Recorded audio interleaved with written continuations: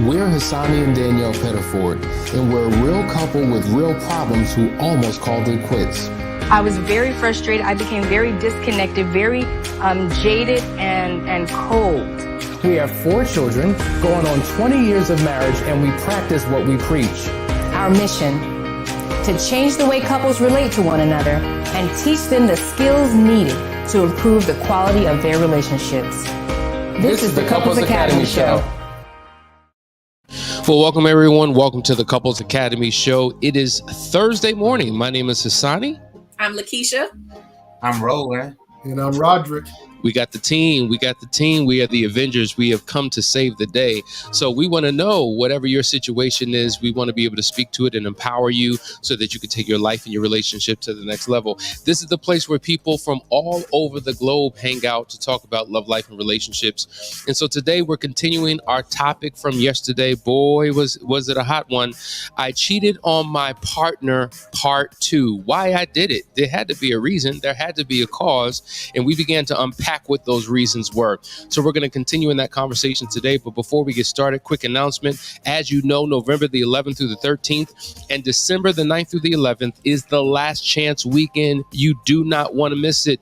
Listen, couples are coming because they're in a valley of indecision. Do I stay? Do I go? Do I want this for the rest of my life? Or do I want something new, fresh, and different? And so this is the place where you meet that reality to find out what path to choose. This is the place where relationships are restored, and we're excited about it. So if you haven't signed up, if you haven't registered, make sure you go ahead and do that. Let me just give you a quick little snippet because there are new viewers who are now chiming in. A quick little snippet of what the Last Chance Weekend is, what it's all about, and then we'll get into today's topic. So stay right there.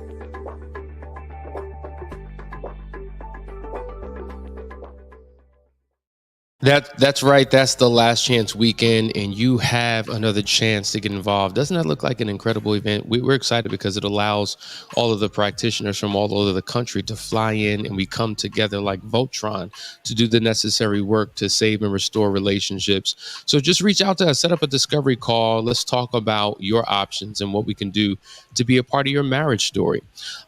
Guys, let's dive into today's topic. We're talking about, listen, at the end of the day, this is probably one of the things that people struggle with most. Why did he do it?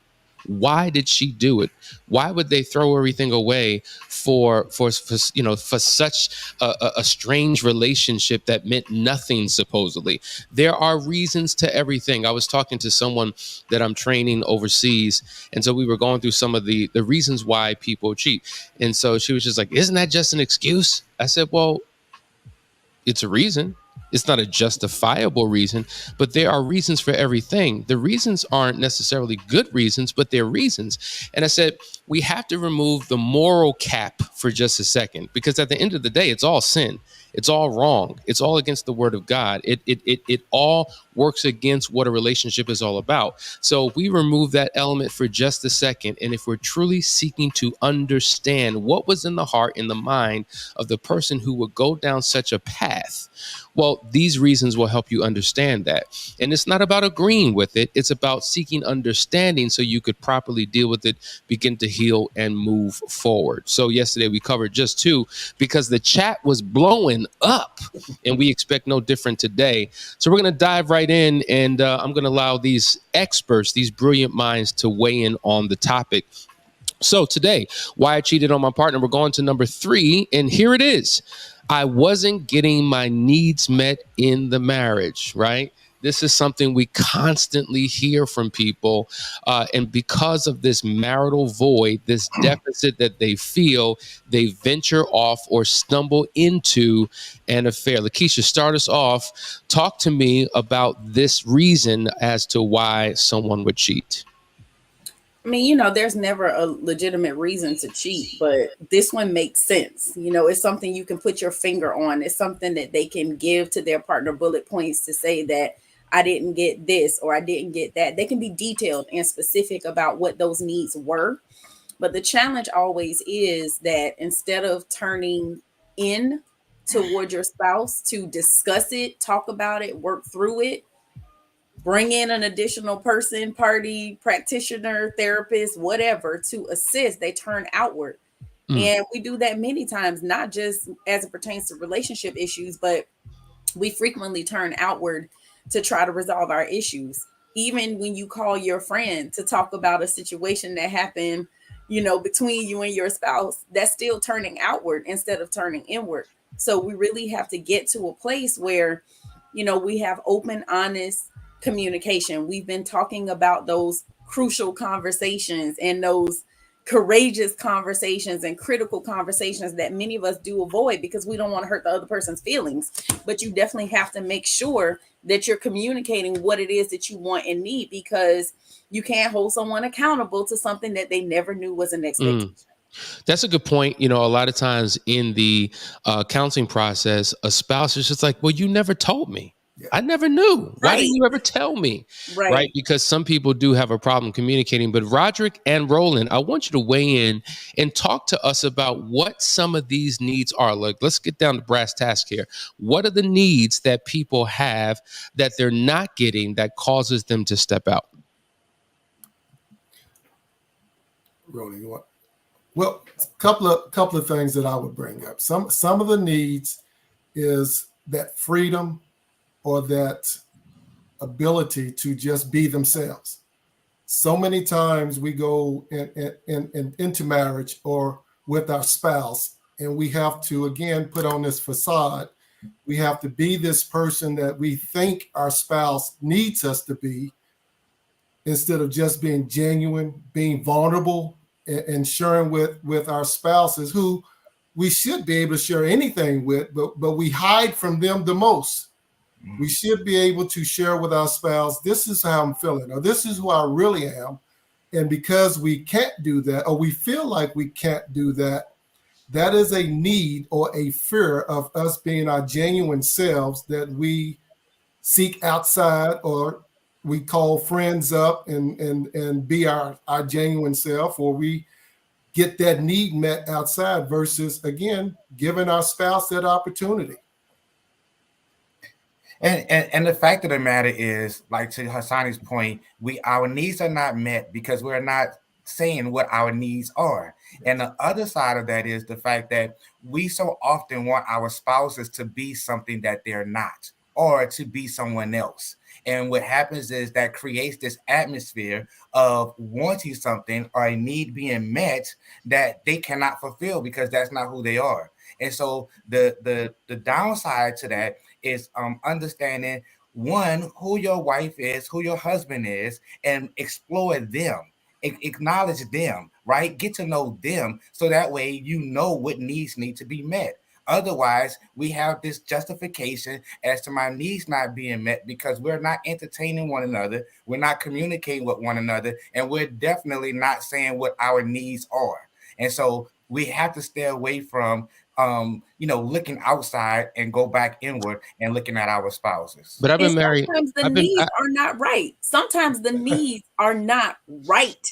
Right? They are completely wrong with your needs, and it's not even a realistic expectation for your spouse, like you're saying, Roland. But sometimes we really got to look at our needs and say, is this even in alignment with what the word of God says in terms of what I'm saying that I need from my spouse? But my marriage is a desert. I've been complaining for the last 3 years about the fact that you work so many hours and don't spend any time with me. You know, every time there's an opportunity to go out on a date, you rather go to work, or you rather be with friends, or you rather be caught up in something else. You haven't invested time. I'm lonely. I'm struggling over here. I've been asking for sex. You haven't given it to me. It seems like when we first got married, it was all day, every day, 2, 3, 4 times a day. And now it's once every other month. And I have a sexual desire that's not being filled. We don't talk anymore. Everything is surface. Everything is cliche. When I want to get into an in-depth conversation, you don't want to be bothered. You shut down. You go another way. I have a need for connection. I'm not getting that. I have a need for financial stability. We're broke, busted, and disgusted. Don't have a pot to pee in or a window to throw it out of. From 1 month to the next month, we're fighting over what bill is going to be paid. I have a need for that. You won't help me with the children. I'm all by myself. I'm struggling. I feel like you're also a dependent. I have a need for somebody to be a leader in my life, or to come along me and partner with me in this thing, in this journey of life. I have needs, legitimate needs, and I've been arguing and I've been fussing and I've been fighting and I've been complaining, and you won't give me the time of day. But when I go to work, Larry knows how to speak to me. I got a compliment for the first time in 3 months. I don't feel sexy with you. I don't feel attractive with you. But then some stranger can approach me, and all of a sudden it reminds me of who I felt I used to be. Like, these legitimate needs. Because when we signed up and we got married, all these things were happening. You would woo me. I would romance you. We had nothing but connection and love and passion. And then something shifted and it all went away. Yes, I've told you about my needs. Yes, I have a desire for certain things that are normal and healthy for any relationship. And because these needs have not been met after constant attempts, I didn't know what else to do. I was desperate. I was longing. And I found myself in a vulnerable situation. And now I'm in a full-blown affair. Is that not real? Hassani, Sean said it's real. Sean said, good morning. My husband told me constantly for years how he felt in our marriage, the good, the bad, and the ugly. I didn't listen. I just never thought he would stray. And I just think that's such a powerful comment and just honesty, right? A full transparent moment where she's saying he was talking and I just wasn't listening. And that does happen. And that's the question. Here's the question that I have. What is happening inside of the mind and inside of the heart of the person who's not listening? Why do they not listen? Why do they not tune in? Why do they not course correct? Why do they not make shifts and do what's necessary to get in alignment with their spouse? That's a legitimate question. Thank you for even bringing that up, Sean. I would love to hear from the chat what's going on. I mean, what have you guys observed in your sessions? Because at the end of the day, yes, I'm responsible for what I did 100%. I did not have to make that decision. But listen, I wasn't on an island all by myself. There were contributing factors. We were, starting a series a couple weeks ago about how what impact a sexless marriage has on a marriage, right? How it leads to infidelity. And yes, we can come up with 1,001 legitimate reasons why there's a reduction in desire for sex. But what is the impact? Is that not a need? So let's have this conversation. What's going on in the betrayed spouse's heart and mind before the betrayal happens that causes them not to link in with their partner the way they once had? I can tell you, because I was that one who didn't listen, and it really wasn't intentional in the beginning. In the beginning, it was my needs were not being met. So then we get into this tug of war of, well, when you do this, I'll do that. When you show up, then I'll show up. When you change, I'll change. And nobody wins. So the reality is this, unfortunately, like I said, it wasn't intentional in the beginning, but it became a routine. It became my norm. It became natural for me not to respond, for me not to course correct, because it had been going on for so long. And I just believe that God will just jolt you and force you to have to make a decision. You're either going to continue in this way, which is completely out of alignment with what I told you to do, or you're going to make a change and you're going to make an adjustment and you're going to shift and change and do what you need to do. You know what, Lakeisha? I think you're spot on, because I mean, shoot, I think that's the story of most of us. That was a story in our relationship. My needs weren't getting met because she felt I wasn't meeting her needs. I think many of the couples struggle with the same thing. Many people come into marriage expecting to be loved, expecting to be served, expecting to be accommodated, and not coming in with a mindset that says, I'm here to love, I'm here to serve, I'm here to accommodate.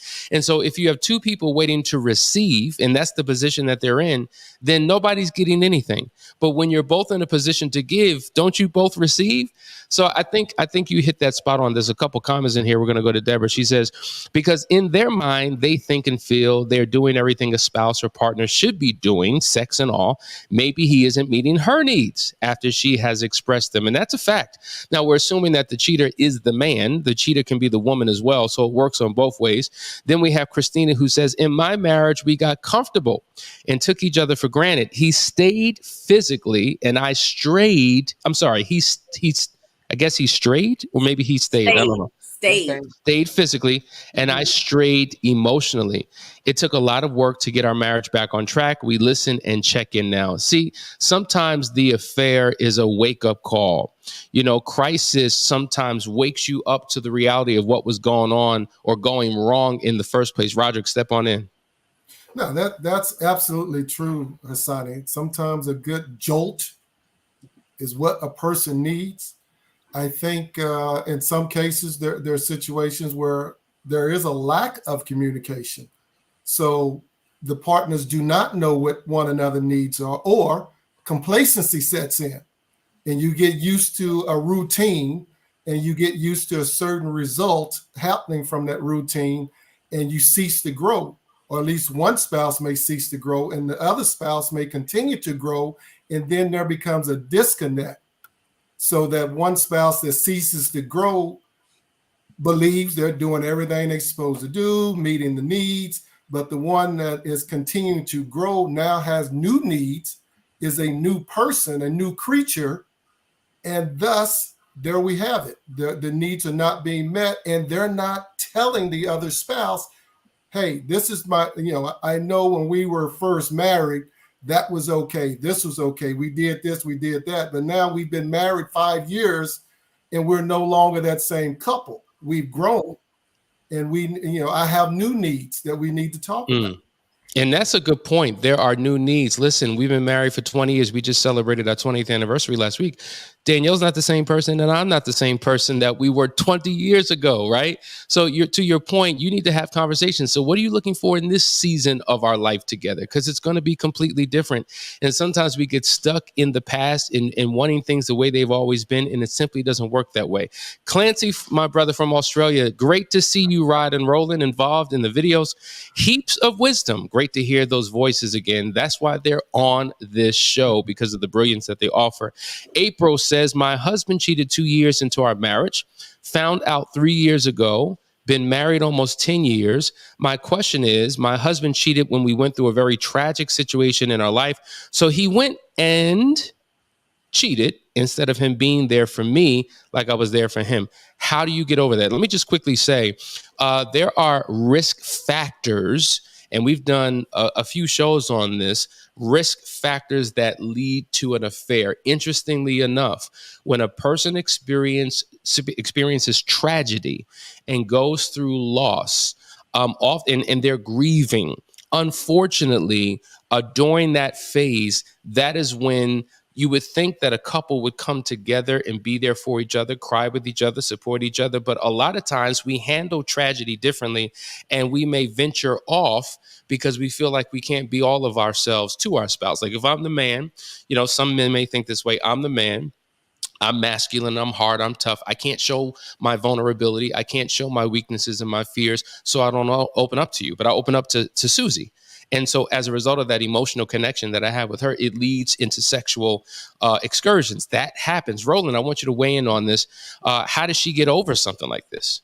Well, it is going to take a little time, but it goes back to having those hard conversations. And a lot of times, back to the point, we take each other for granted.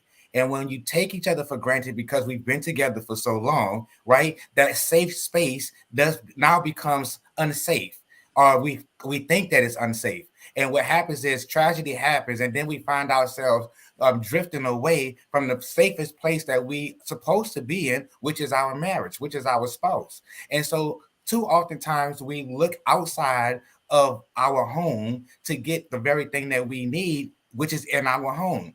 And so getting over this is going to be having that courageous conversation, going back to that safe space with one another and reassuring one another that the security of the love is within the two of you. Because otherwise, we're going to just keep finding ourselves drifting away further and further away because we feel like we can't have that space with one another. Wow. Powerful, powerful point. Lakeisha, Tiffany says, man, I stopped doing things because he stopped meeting my needs. God told me I stopped showing up because I felt he forgot about me. Our communication was out of order. And so that speaks to exactly what you said. And I think everybody could resonate with that. But I'm going to go to one more comment before we take a quick break. Where was it? Oh, no. Where? Oh, no, Sean. I think it was Sean. She said, honestly, had this not happened, we would have not lasted this long. Hard to admit, but true. Now, that is a pill for you. Did you hear what she just said? Yep. She said, if the affair had not lasted, we would not be together this long. Now, I want everybody to speak into that on the other side of this break, because as we have said, there is a gift in crisis if you know what to do with it. So, Sean, what a bold statement. I know you are pissing people off right now, but you know what? Speaking truth to power is awesome. Listen, guys, you're watching the Couples Academy show. We'll be right back after this quick break.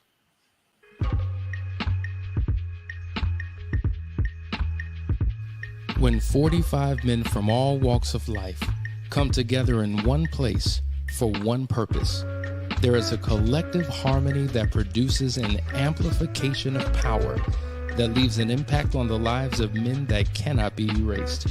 A fraternity of legendary men, all at the tipping point, on the precipice of greatness, meeting for one weekend to turn their worlds inside out. For the first time ever, the Foundry experience.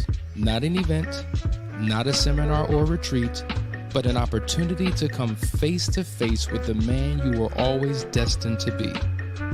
If you want a life that's better than the one that you are living, meet us January 2023 for the Foundry experience.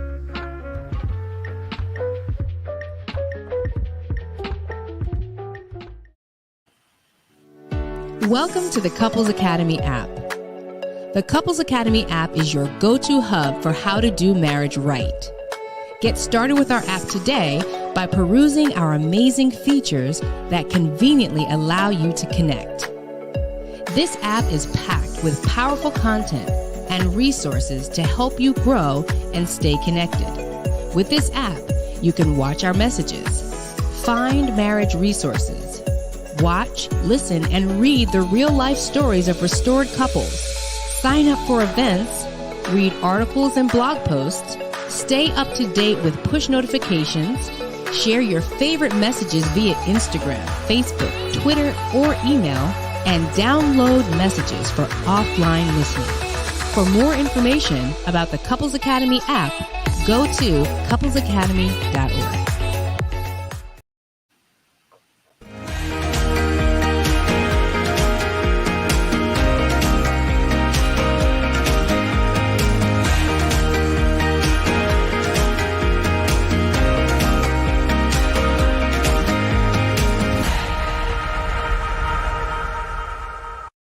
Hey guys, we're back. You're watching the Couples Academy show. You just saw an announcement about the Foundry experience, which is going to be an incredible, incredible opportunity for men to come face to face with who they were created to be. It's going to be an amazing experience. Roland, you've been involved in this process. How many slots do we have left? Man, we are down to about 7 slots left, and they are going fast. I mean, they are selling out and going fast. I mean, the calls are still coming in, and we still have some pending reservations due to come in. So they are going fast. I would encourage any man that's looking for an opportunity to be a better version, tap into a better version, to meet other men, bond with other men, to call in and register now. 3 words every man needs to say. I'm glad. No, actually 4 words. I'm glad I did, as opposed to I wish I had. Right? 4 words, not 3 words, 4 words. I'm glad I did. I'm glad I signed up. I'm glad I went. Rather, man, I wish I had. So don't make that mistake. Listen, I want to go back to this very, very controversial statement that Sean made. Thank you for your honesty. She said, once again, honestly, had this not happened, meaning the affair, we would have not lasted this long. Hard to admit, but true. Who can weigh in on that? I want to hear what people have to say about this. I can weigh in on that for sure. My wife and I, she used to always tell me she felt like the bottom was going to fall out, and the bottom actually fell out for us. And had it not been for the bottom falling out and us reaching out and associating with Couples Academy, I would not be speaking to you right now, right? So many times things happen that we don't understand why they happen. We don't even see the effect that it has. But the blessing in it is that God knows what He's doing. We ask Him to order our steps, right? And ordering our steps may take us down a path we had no idea we would go, only to bring us to the blessing that He has for us all along. And so, we got so much out of this experience thus far, and it really is a life-changing experience for sure. So, yes, had some things not happened in our lives, we would not be where we are today. For sure, I 100% agree, and I know that was very difficult to say, to admit, to feel. To come to that level of understanding, Sean, that just shows how much you've grown. And I think that's a testament to you and your work that you're doing, which is amazing. But absolutely 100%. I mean, I can testify as well. We would not have the marriage that we have right now. I think about how it was pre and post, and I would never go back to pre. Pre sucked. You thought pre was okay. Like, okay, we're doing all right. This is good. But this post, man, this post is on a whole nother level. I mean, in every way, mentally, spiritually, emotionally, and of course, physically. So I'm saying, for those of you who have not had an affair or experienced infidelity, like, I don't recommend it. Yeah. Do what you need to do before you get there. Amen. So you don't even have to worry about recovery and all of those things. So let us help you on the front end so that it's not so devastating to have to deal with the back end. It's definitely not something that I would recommend anybody experience. But there's good that come out of everything. I mean, if you have not experienced infidelity, which again, I wish that upon nobody, we've all either experienced or known somebody that's worked on a job and loved it, enjoyed going to work every day, and then all of a sudden they got fired. They lost their job for no reason that they did. They showed up every day, they was productive, and lost their job. And the devastation from that small event, I'm gonna call it small compared to infidelity, God opened up another door. And they got another job that was even better.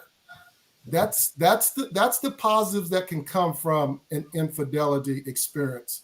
Again, not that I wish it on anybody, but there's good at the end of the tunnel. Roger, great point. There's a life on the other side of the affair, and you have a choice in determining what that life will be like. we talk about the marital patterns of the sufferer versus the builder versus the explorer.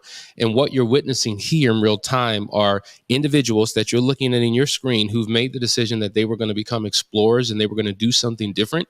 And you have the opportunity to do that as well. But it doesn't come without a process. It doesn't come without doing the work. You can't wake up one day and voila, we're here. It requires you putting in time, energy, effort, and money to do what's necessary to bring about transformation for your life and for your marriage. And that's why we do the Couples Academy show. That's why we have these last chance weekends, private marriage intensive.